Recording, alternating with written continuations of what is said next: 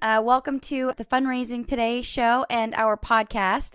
We're really excited to have you joining us today to talk about your new book, which is titled The Nonprofiteer's Fundraising Field Guide 30 Practical Ways to Boost Philanthropy Through Servant Leadership. And I know because I read your book, the hyphen is really important. I'd love, before we kind of dive into our discussion, to learn a little bit more about you and how you came to write this book. Sure. Thanks for having me. It's great to be here. Thanks for correctly pronouncing what I chose as a very clunky title for a book in both the heading and the subheading.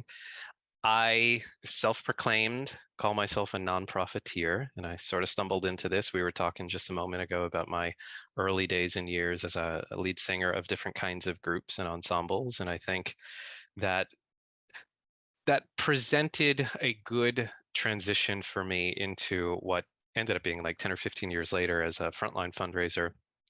But this idea of comfort in front of people, being able to have conversations, whether I'm singing to them or asking them about how, organization changed their life. But when I was itty bitty Evan, I did a lot of performing. And then at some point near the end of my undergrad years, with the strong encouragement of my parents, stuck through undergrad, just in case the music thing didn't work out, because it didn't, and it doesn't for like, 99.9% of folks. And I landed at a great little role at the Juilliard School up in New York City, coordinating a youth outreach program for kids in the 5 boroughs. And then that sort of just rolled into all these different interesting opportunities around New York City and here in Houston, Texas, where I'm currently based. So that's been the last 20 plus years of me. And you're also a new dad, as we have been speaking about too. That's the cement under everything right now. He's gonna just about to be 4 months old now, and he's wonderful. Well, that's such a wonderful and stressful and tiring time of life. So I'm sure you're just soaking up all these moments. When we talk about servant leadership, in the book, you say that a lot of people probably reduce this to the concept of put others first. And so, what is your view of servant leadership, and why is kind of that sort of short definition that I put forward kind of a limiting view of it? It's limiting. It's also not wrong entirely. I think the question, and if I could flip this for a moment, the question that I always love to ask people is, when we think about feelings that get evoked from different things, if for you, what does the notion of servant leadership evoke for you? Is it that idea of putting others first, or do you have other conceptions of that concept for you? I Yeah, I think well, my view is a little bit skewed now since I've gotten to see the punchline since I've read your book, but I probably would have thought about what Jim Collins talks about in Good to Great of the level 5 leader. So that's the person who is able to kind of blend sort of the professional tenacity that you need to be able to accomplish goals in the workplace with humility. Yeah, very true. And Collins is such a great person to point to, which, if you recall from the book, all the folks at the great organizational minds, Jim Collins, recently Simon Sinek, Brene Brown, Ken Blanchard, they were all folks who sort of came up under the Robert Greenleaf school of how business should be good. And Robert Greenleaf is the guy who coined servant leadership in 1970 in an essay called The Servant as Leader. But the notion, if we do servant dash or hyphen leadership, there is what I find when it's practiced well and when people lean into it, there's a connotation between those two words. The overwhelming philosophy that is a bit reductive, that servant leadership is about the entirety of everyone other than you. You serve from the back. It's like that wolf pack that leads, and like the real lead wolf is in the back, making sure that the slowest and least fortunate among them go from the front. But that's limiting in its ability, that we all only have so much of our batteries that we can give to other people. There's only so many hours in the day we can work to help make sure other people are being grown. One of the core behaviors in this philosophy, which I think you and I will talk a little bit about, the 10 or the ones that might seem interesting for you, is this notion of healing. And in the book and in other research and writing, I point to a couple different ways that healing can be an intrinsic thing. Healing can be how you repair some things that might have gone wrong or poorly with donors or otherwise. But when Bob Greenleaf wrote about healing, he left a lot of these little Easter eggs in his writing. He talked about healing oneself inside first and foremost as a primary motivation for those who aspire to servant leadership. And so we think about healing often as this outward thing, and as fundraisers especially, we're all about the other. Make sure the donor has a great experience, make sure everyone else is put up on the pedestal. you the notions of burnout have become like way, way, way too quickly ascended over the past 3 or 4 years, especially. But that idea of healing is so integral to the philosophy of making sure that as we're putting other people not first, but putting their needs as equally important, that we're focusing inward, that we're taking breaks, that we're making the space between meetings so we have a moment to go to the restroom, grab a water, that we're taking the PTO days that are gifted to us by many of our organizations. It's free money that, what does the research say? There's like 65 billion plus dollars of PTO that Americans don't take every year. I have to imagine most of that comes from the social impact sector, but I don't know if those numbers are accurate.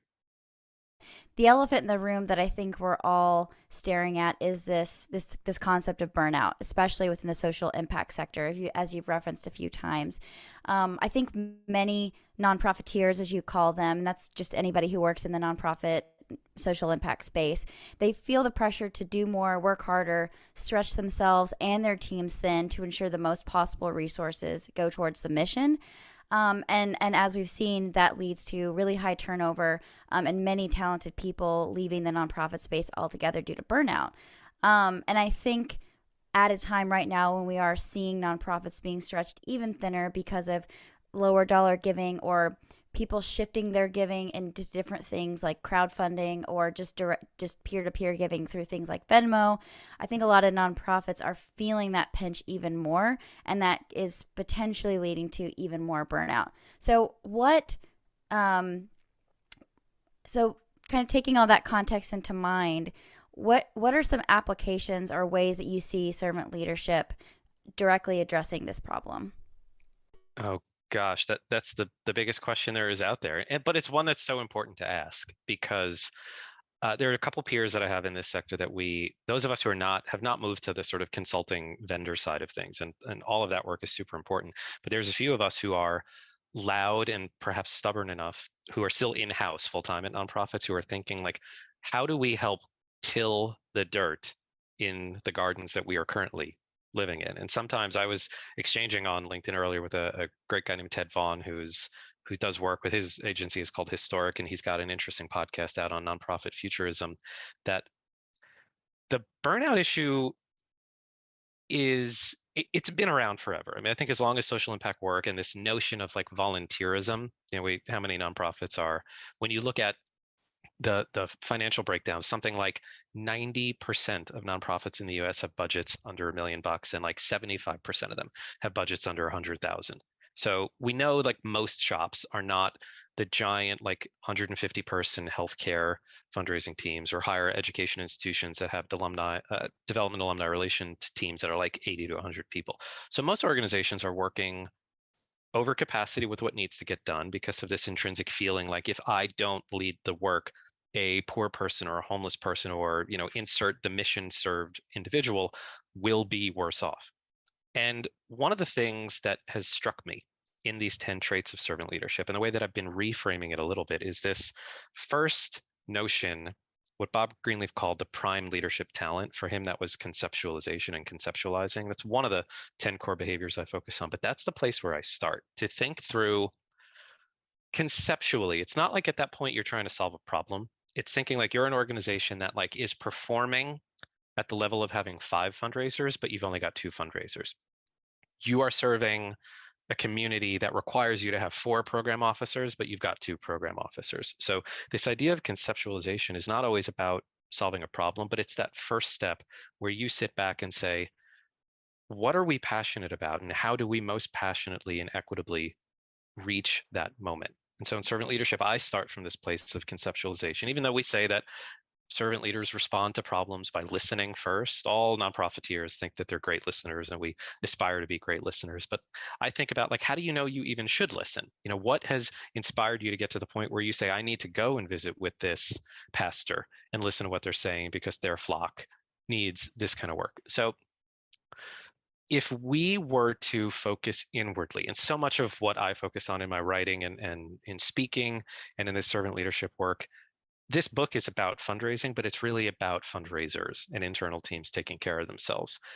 One of the big traits that really needs to be happen, whether you're looking at healing a process or a person, is that notion of healing. And it's making sure that you can put enough things on the chopping block that can go away. That's something I talk about where, in one-on-one meetings with your team, take things that the organization is doing. If you're doing 5 things, but you've really only got the capacity to do 3, over time, that law of diminishing return is just going to continue. And then those people either leave or grow like mold on the outside of a building. And then the behaviors become poor. And then people see what executive leadership, what behaviors they see allow happen. If like you see that there are a bunch of people who aren't really feeling great in the organization and the executive leadership hasn't said, we need to take a pause. We need to go back to the strategic plan, figure out what 1 or 2 things we can let go of so we can focus on the right stuff. I know that was a big wordy answer, but these behaviors practiced as a continuum allows you to begin with this notion of saying there's either an issue, like a glaring systemic or systematic problem that we need to fix or identify or address, or there's something that can be improved upon. Like we have a big budget, but yet we're still not growing the communications team or the fundraising team as much as it needs to be. So like 2 people are working 80-hour weeks each, as opposed to growing that team a little bit, focusing. Maybe we don't need 6 social media managers. I'm not calling out social media managers, but it's conceptually looking at where there can be the greatest improvements so that the people that you have cultivated to be part of your organization want to stick around. I think the thing that any institution, you can define institution as a family, a community, a nonprofit, a business, those really only succeed and survive when you can create an environment where it can be self-sustaining so that you don't always have to. How does it always work in our sector? Gift officer 1 leaves, end of December, gift officer 2 starts January 4th. There's no overlap, so there's no training. There's no way to pass knowledge between. And we sort of do that iterative thinking without focusing on how can we be a bit more self-aware that we have issues or things we need to improve upon. How do we do that? We lean into listening and being empathetic. How do we do that? Et cetera, et cetera. Those are the kind of things I point to in the book as practicable ways to focus on that, because very different than top-down authoritative focuses in leadership models, like the great man theory, authentic leadership, transformational leadership. This is the paradoxical one. And Jim Collins, I think, wrote in his level 5 stuff about the paradoxes of good leadership, is that it's at once a verb and a noun. And so much of that in servant leadership has been kept very noun-like up in that 30,000 foot mark. But I think we would do better if we pulled it down and said, no, being aware can be done in these 2 or 3 practical ways. Here's how we can start. Well, I think we've circled around it a few times, but let's go ahead and just outline what those 10 traits are. Sure. I'll go through them quickly. And then I'd love to know if there's any particular you are curious about from your work or your experiences. And in the book, they're listed with listening first. And I have 2 frames. In the book, there's the list of 10 that begins with listening and ends with building community. They're really not in any particular order, except for the fact that in a lot of the servant leadership academia, we think of this listening first mentality. But I'll go through that list in that way. And then perhaps we can talk about how the continuum that I'm seeing about how those traits really fit together in a start to finish way. But if we begin with listening, we can move to empathy, then healing, then awareness, then foresight, persuasion, conceptualization, stewardship, commitment to the growth of people, and building community. And those are, when people listening hear that, like each one of those probably seems really 30,000 foot. Although in nonprofit world, we all think like, yeah, that makes sense. Fundraisers, program officers, we should be the leaders in the world on each one of those 10 things. Listening was definitely one of the traits when I was reading the book that struck me kind of personally, and it's because it's been one of those weaknesses that people have pointed out, which ironically I run a podcast, I should be a great listener, but I think it's because it's something that I find I struggle with because I just tend to live in my head so much. So sometimes when you're just a very internal, kind of introspective person, I found it can cause me to very easily, without even realizing it many times, tune out of whatever conversation or meeting or whatever I'm in, because I'm off to the races, usually trying to problem solve something or think through and get to the outcome, because I'm very solutions oriented. And so something that I've had to actively practice to overcome that has been to really, really kind of focus on mindfulness and presence. And if there's something that I'm really tempted to go off to the races and tune out and go start problem solving for, write it down, like take a note of like, I can do that later when I've got the time for that. And And it's something that I definitely want to work on because it makes people feel um, disconnected from the conversation and not listen to. So that was kind of one that I really kind of latched onto. And then the other one that really stood out to me was this idea of conceptualization, and it wasn't something that I intuitively um, understood right just from the term conceptualization. But once I kind of read that section about it, it's essentially being able to kind of pull yourself, the way that I understood it was being able to kind of pull yourself out of the kind of just day to day and be able to see kind of the forest for the trees in your analogy, and be able to see, okay, what's our ultimate goal? What's our ultimate outcome that we're trying to achieve? Like, what are we all about? And be able to recognize when we've kind of strayed from that path. Is that an accurate way to think about it, or are there some additional nuances to that? There's always a million and one nuances, but that was, I would say, an expert distillation. And the if you were to read some of the academic heady stuff on servant leadership, conceptualization and conceptualizing is often one of, if not typically the only trait that people look at and say, even in his essay, The Servant as Leader, that Bob Greenleaf put out in 1970, when you read that conceptualization section, it's very brief, and it kind of doesn't go anywhere. Like, you get back to the end of it, he talks about this. I'm forgetting what it was. It was something like a Polish leader or like a Danish leader who was someone that was like really for the peasants. And he goes through this whole story. And then at the very end of it, he's like, and that's conceptualization. And you kind of go, but I think I get it. But I've reread that passage so many times that when I get to the point, I say, it really is about raising up and taking a step back to see what can be improved upon. The example that I wrote about in the book was this organization that I had worked peripherally with. There was like someone who was sending a monthly check to the organization. Like, they were I don't remember what the amount was, but instead of doing an online gift, they were just sending a check. But the organization got different types of revenue. They were an earned revenue type of organization also. So the check was never brought to the attention of the philanthropy team. It was just processed as earned revenue.